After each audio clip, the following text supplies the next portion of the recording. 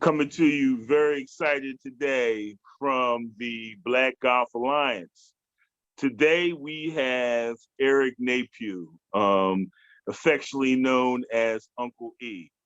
Uncle E is many things to many people, but to us, he's not only a mentor and a great guy, but he brings a skill set that we all could truly learn from as we are developing our games. Welcome, Uncle E. How are you today? Man, I made it. You You know, I made it. woke up today. My job is to wake up in the morning. You did, man. Everything You else did. is downhill from there. He is good to me. You did, man. Amen. Amen. So, like this is easy, man. 'Cause I talk to you periodically, maybe once a week. You've done great things for me and my game, and so this is an easy conversation. But I may ask you some stuff I may not actually know, as everybody else is getting to know you as well. Is that okay? That is okay with me. Go ahead. Sounds good. Sounds good. So tell us a little bit before we get into what you do by trade. Tell us a little bit about your personal golf journey. Okay. It would take me a while to get into that, but I'll tell you what, I'll condense it for you. There you go. There you go. I started playing the game of golf at 36 years old out in Sacramento, California. Okay. I had a 30-year career with the AT&T Bell system. I was a top technician at that time in California, minding my own business and playing other sports, softball, running track and field, doing different things of that sort. I had The camera's bouncing a little bit. oh, I'm sorry. That's And okay.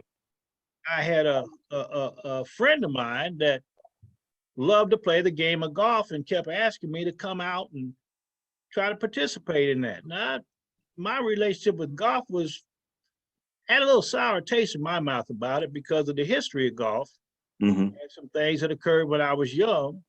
And it just wasn't a sport that I considered I wanted to get into. Right. And finally, basically, my dad passed away, and I had to come back to Topeka, Kansas, where I'm from. And my grandfather had played golf.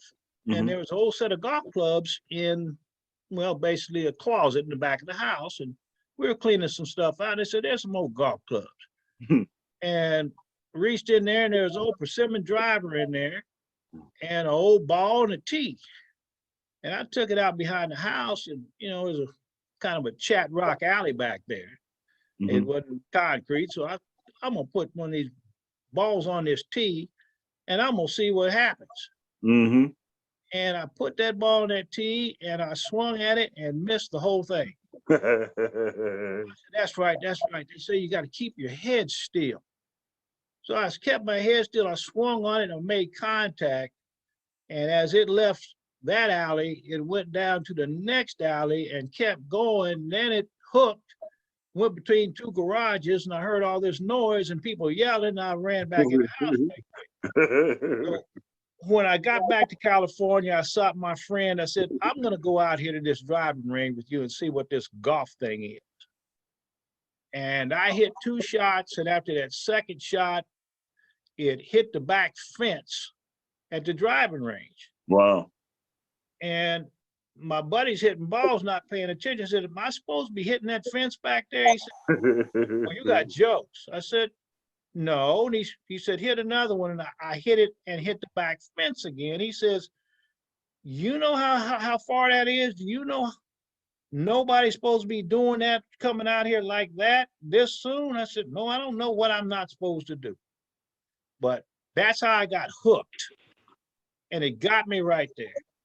So I proceeded to try to learn the game of golf.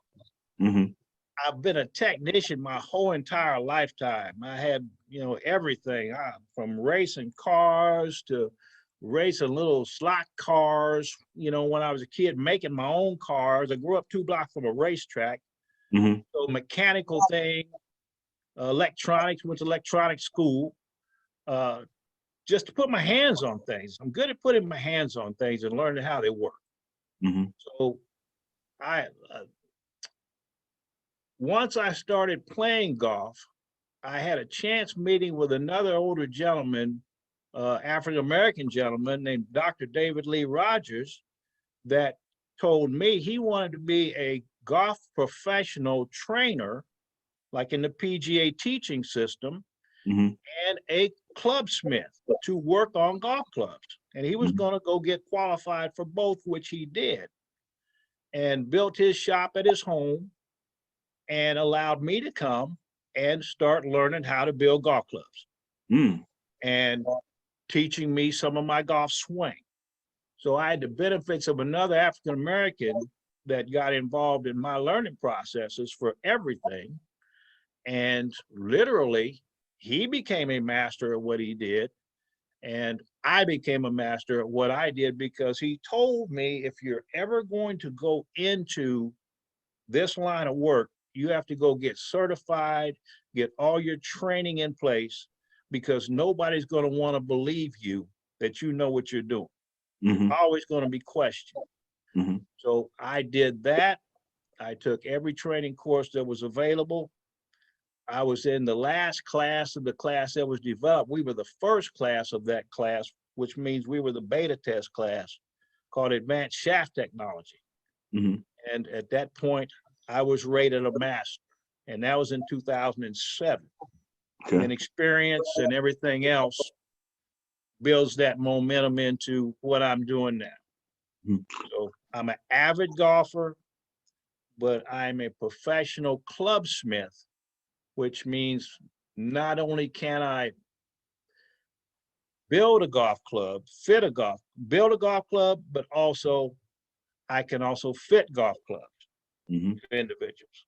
Sometimes those are two different things. Right. Well, that's great. I know personally you've worked with me, and I love my driver, man. It's it's money in the bank. I've had zero issues with my driver at all. I have some other clubs I'm still tinkering with, and I'll talk to you offline about that. But I've seen your work. I've used your work on the course, so I'm very pleased. And actually, I've had a bunch of other members in BGA, kind of pull my coattail, like Uncle E's the truth. He knows what he's doing. So, I just want to give you a personal shout out for that because it is definitely legit. And I truly appreciate you. Who are I know you've worked with some professionals, some celebrities, some athletes, some just general folks. Who are some of the people that you've worked with in this industry that kind of stood out to you, or kind of you helped make an impact on? Okay, I'll touch that in two different ways. Some of the industry icons that own businesses and have Mm-hmm. created golf clubs, components, shafts. Those are my, if you want to call it, my colleagues. Right. Kim Braley, KBS Steel Shafts, Tom Washan, oh my God, Bobby Grace Putters. I'm aligned with these guys. Right. Robin Arthur, who I work with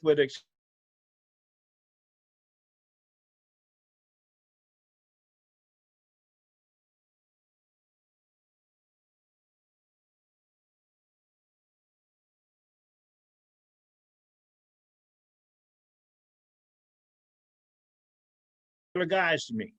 Mm-hmm. So in the professional side of the house, they know who I am. As far as working with individual players, had a chance situation that happened with Cameron Champ when he was in high school. I get a phone call because the guys that basically built Cameron Champ, from his golf swing to just playing with him when he was young, knew how phenomenal he was going to be, Mm-hmm. but he had issues getting equipment that would fit. Mm-hmm. They sent a picture of him to me that literally his hands were in that zone where impact is, and his club head was behind his head. That's how powerful that young man was. So Ping was basically taking care of his equipment for him at the time because he was playing national and international junior program stuff. Mm-hmm. So I got that phone call that those shafts that that guy has, can they handle a guy like this kid? So once I saw what he could do, we sent some shafts over to Ping. Ping put him in his golf club, so we finally have something that could get in that category for that, so he could hit it. Okay, so um, there's a few individuals that I kind of just got to keep to myself. Understood. But I've worked with some very high level individuals. I put a guy in the senior US Open, won the qualifier for the senior US Open as an amateur. Um, uh, that, I guess you want to call the pride thing. I built everything in his bag. Mm-hmm. I can get corporate heads like TaylorMade, Callaways, the name brand things, and build those from scratch, Mm-hmm. and make them function correctly. Mm-hmm. So that's my responsibility, is to make things function correctly. So I have a pretty good alignment with, if you want to call it, the professional side of the house of Mm-hmm. golf.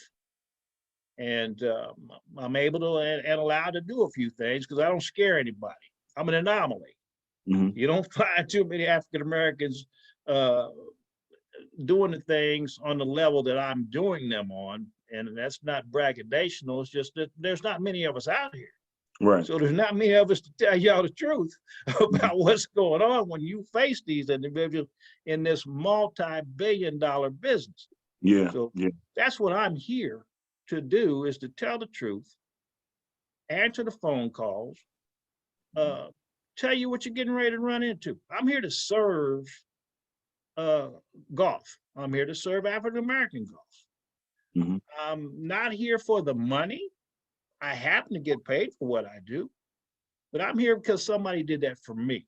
Mm-hmm. And we need people in all generations across this thing to be able to benefit our people. I totally agree. My people. I us. totally agree. And I think that you are here to serve, and I think you continue to prove that, being very accessible. You even reach out to me. You really are Uncle E. So I think that having you as an affiliate partner with the Black Golf Alliance is truly, truly important, not only for your wealth of knowledge and your accessibility, but your ability to truly create a quality product. And that's really, really phenomenal. And your willingness to work with other people. I know you've worked with some young club builders like JB, and and you're willing to do all you can to help, man. So that's truly phenomenal. Are there some folks who have outside of club building? Are there some people who have really inspired you in the golf world? Once again, I got to go back to Dr. David Lee Rogers. He is a very profound man, and spoken. Actually, he's from Kansas also. That was our bond. My friend and I were getting ready to tee off one day, and they yelled on the microphone, "Hold up on number one. We got two guys going to join you." And here he comes walking up with his friend. And after we teed off, he says, "Son, where you from?" I said, "Well, I'm from Kansas, sir." He says, "Really? So am I."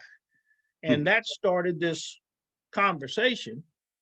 And he was a very detail-oriented guy. And that's what I respected about him. And so we were just bonded right there. So I always go back to the sayings that he would tell me. And some of the sayings that he would come up with, I use them today and create some of my own off of that. Like, if you, Napue, boy, now if you look up, all you're going to see is your own ugly ball. So everybody says, keep your head still. Keep your head. No, he would tell you things of that nature. You say, oh, okay. Then if you on a par four and you duff a shot, he says, now it's a par three. So you got to recover and get up and down and turn it into par. Bottom line, you're 100% correct. But I come from a lot of old gumption guys. My life, I always listen to the older guys. I always listen to older people, and it builds you some common sense on a lot of things. So I'm a guy that came from, I'm 68, Faith, and 69 in August. I came through the generations of those that couldn't do things to our generation who were starting to do things. And so I understand where everybody is on things. So when I transfer that over to golf, I know what happened in golf also. I've talked to some of the old guys. Okay. One of my best friends was Pete Brown's caddy. And he grew up in Jackson, Mississippi. So I know about the Chitlin Trail and all the history of those guys that happened. So, but when I bring it all forward to today, once again, I have a responsibility to try to tell the truth and keep people out of trouble when they try to come into this game that we all love, because they're out there to get you. Okay, yeah. The industry is really marketing really overplays a lot of situations. Things don't cost as much as, or things should not cost as much as they're asking for them. Right. And there's a way that you can get around those things if you have just enough intelligence to know how. But very few people are going to tell you that when you walk in their doors. Right. Does everybody need to be fitted? Everybody should be at some point. Okay. No other sport you play are you not fitted. Just like I asked you, I said, 6'5", you probably play a little ball. If everybody wore the same size tennis shoes, that's not going to work out. Yeah. If you went out and you were supposed to wear some 13s and you buy you a set of 15s, you might last 2 or 3 minutes on the basketball court, but you're going to come out of there. Okay. I'm going to trip it up. Back to everybody might have played a little baseball when they were young. You go to the sporting goods store, you see a rack of bats. Everybody didn't use the same baseball bat, unless you're just on a team that just had no money. Okay. You get to go down and pick out the bat that fits you. Yeah. And the next year, you get a little bigger, a little stronger, you might move, a couple bats over and get that one. Every good sport has a fitting process that makes you play better. Is there a standard size that you would say can just go ahead into a sporting goods store and buy a set of clubs? Off the rack golf clubs in industry standard are made for a guy 5'10", 165 pounds with a standard golf swing. That individual doesn't exist. Okay. There's really not many of them. But the industry believes that, there is a certain golf swing that somebody should have that's a standardized swing, and he should be this size. So, example, if I came picked you up and me and you went down to the sporting goods store, we walked in and went over to the rack, you ain't got a shot. 6'5" is not going to fit that. Right. 5'6", that's my dimension, is not going to work out. Right. Okay, you're going to be putting it over into the people's houses on the right, and I'm going to be putting it into people's houses on the left. Because with the way the golf club hits the ground, my toes are going to be in the air. The end of my golf club is going to be higher on the toe because it's too long for me, and I'm going to hit hooks. Yeah. Yeah. They're going to be too short for you, and you're going to hit fades. That makes total sense. We have our super producer, Ro Thompson, who's really working with his own junior and some other juniors. Ro, do you have any questions when it comes to juniors? Yes. I got a question for Uncle E. So, Uncle E, question for you, man. You've been helping me out with a couple of things, and I'm very interested to try to, raise the toe up 2 degrees. So I'm working on that this week. How much difference in a person's game, mean to getting fitted? I mean, would you say it could be 5 strokes, 10 strokes? I mean, I know it may be hard, but how important is it to get fitted? Depends on the level of the swing. Okay. If you have a consistent swing. Yes. Okay. Let's say I'm working with a 5 handicap. they have a pretty consistent swing. They just have a few things that's not working out for them to shoot par. It could be the fitting of their equipment just won't get it to the target they're looking for. They'll be off target. Okay, they may be on the green, but over on the side of the green that they're not supposed to be on. So if we can tweak that equipment and get it to fit correctly, then they can get closer to the target. They can get up and down better, and they can control what they're doing. Okay, that's the nuance of fitting. Okay, a pro, there's a stroke and a half difference in the PGA field when they're playing. 1.5 stroke difference between those people. And that's the difference between making the cut and not making the cut. Okay, so all the little nuances you can do to help that swing be better is going to be better. A lot of people take a lot of swing training with some bad equipment. Wow. So is it the swing or is it the equipment? Okay, and a lot of times it's the equipment. Now, there are some very good swing training people on the page.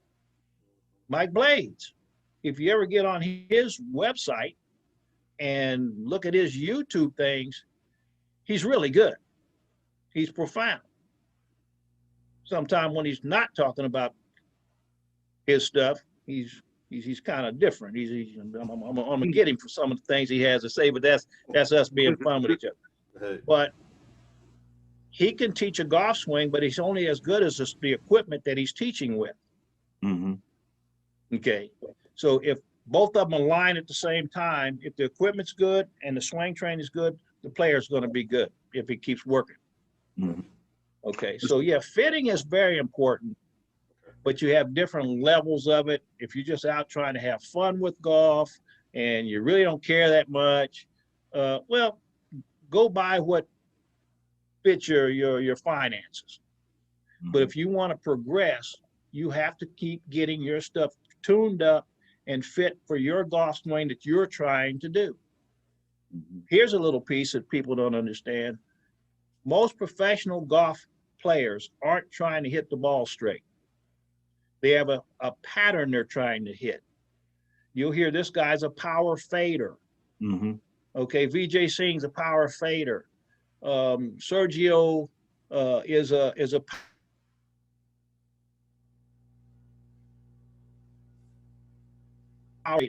so when it comes to fitting a guy for a fade and a guy for a draw, there's two completely different setups. Okay, so there's a lot of understanding, a lot of math, a lot of physics that go into the fitting process.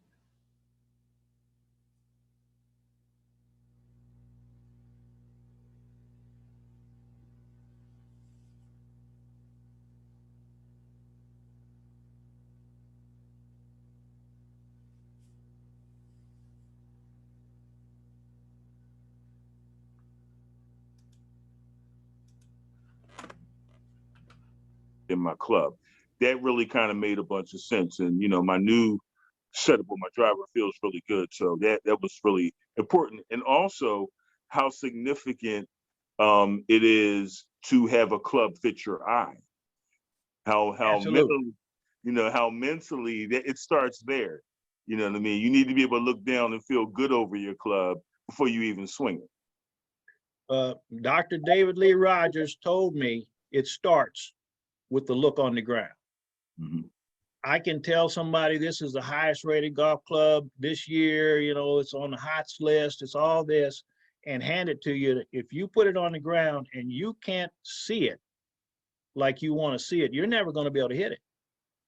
So it's all about what you're seeing on the ground, what's sticking in it as far as a shaft, to have the right shaft, what holding on to it, to have the right grip, because that's the only connection you have is your hands on that grip. It has to feel a certain way so you don't over grip it.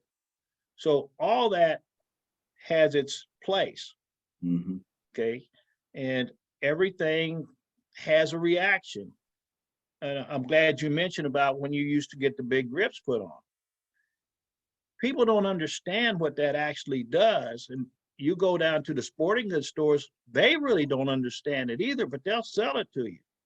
So if you walk up and say, well, I like that style of grip. I've got standard grips on my clubs, but I got big hands. I want those jumbos. They'll take those grips off, put the jumbos, and give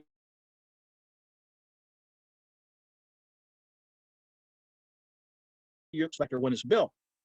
The thing called swing weighting. It's called a swing weight. It's at a certain weight if you bought them already pre-built. Well, if you have something that's balanced and then you add more weight on this side, like a teeter-totter, things go like this. Well, your head gets lighter and now it's moving too fast, your timing gets off, you lose smash factor, you lose a lot of things. So you have, if you brought that same situation to me, you want the big grips, okay, I agree with you, I'll put them on, but then I will add weight on the other end, and now you're back in balance again. That's the difference. Most shops are not going to do that unless you request something like that, because all they want is your quick money, and you're out of there. Yeah, that's good. Ro, you have any other questions before we see how we're going to get everybody in contact with Uncle E? Oh, we're good, man. Let's rock. That sounds great. So this is really, really good information. And, you know, having talked to you for a long time, I know we could probably talk about this all day, man, but who are the people that can reach out to you and how can they reach out to you? Like who would be the person on the Black Golf Alliance to reach out to Uncle E, and how could they do that? Okay, first of all, everybody asks the question, why you call everybody nephew? Why you call everybody niece? Why you do that? Because one of these days I'm gonna hopefully, you know, get a little older, and sometimes you start getting a little more forgetful and you can't remember everybody's name. Okay. So it's easy to say, hey niece, hey nephew, you know, snap your finger like mom and them, hey, so-and-so, that's my nephew, nephew, come over. Everybody is family to me until you prove you're not worthy. Okay, so any customer gets hold of me, you can expect to get called niece or nephew. I'll call you by your name. I'll find out, but you're going to be my niece or my nephew. That's just how I do it. Okay, anybody can call me. It feels good. It feels good. Anybody can pull me in. I'm here to serve. I'm here to answer your questions for free. Okay, I'm here to give information out. If we decide that I need to get involved and do some work for you, I will tell you what that's going to cost you, but I will be fair but firm. Okay, and that's all we can do this thing. We're supposed to be in this thing together. I'm not an individual. Okay, so I'm in the process of kind of revamping my logo, working up some business cards. You know, I don't do the website stuff of my own. I don't do the, you know, whatever it is, Twitter, all this Instagram and stuff, but I should do some of it. So I'm in the should thing, and I'm building, you know, some of that kind of stuff, and I'll make that announcement. But in the meantime, every now and then I flash that card out there, and the one Mike Blades hates to see, it says, have clubs will travel. Have clubs will travel. I'll flash that up, and all my information's on there. My phone number, you can call me directly. You don't have to hit me on the DM and then the messenger or whatever. However you can get a hold of me, get a hold to me. Okay, I'm off. Okay, that's the way we're going to do this. So I'm sure you can throw up my information if you'd like. You know, but if they see me out there discussing something, say, hey, can I talk to you? I'll give you a way to get a hold to me, and we'll have that talk. That sounds great, man. We truly appreciate you and what you bring to the table, to the fold, to the Alliance, and we're looking forward to playing with you hopefully at Juneteenth, and years of fellowship and I already know you making my next set, so it's already a done deal. It's just a matter of Can you excuse me for one quick second? I gotta do something. All right.